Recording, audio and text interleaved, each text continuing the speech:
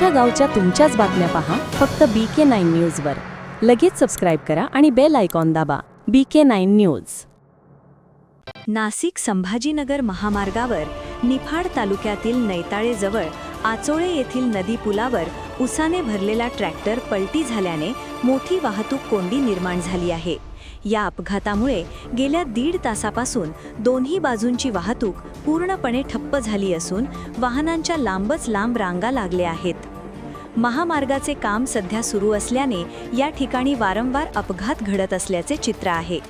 आजच्या अपघातामुळे प्रवासी, शेतकरी तसेच वाहतूकदारांना मोठ्या त्रासाला सामोरे जावे लागत आहे. घटनास्थळी पोलीस व प्रशासनाकडून वाहतूक सुरळीत करण्याचे प्रयत्न सुरू आहेत. मात्र महामार्गाच्या रखडलेल्या कामामुळे अपघातांची मालिका सुरूच असल्याचा आरोप स्थानिक नागरिकांनी केला आहे. या रस्त्याच्या कामाचा वेग तातडीने वाढवावा आणि कायमस्वरूपी उपाययोजना कराव्यात अशी मागणी सामान्य नागरिकांकडून जोर धरत आहे.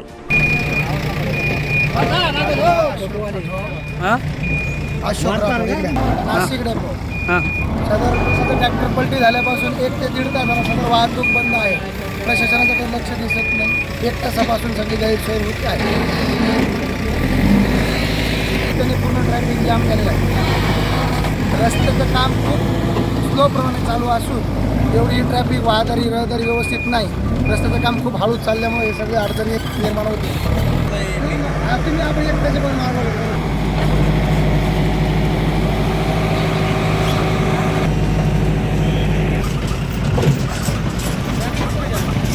साईडला लावेल.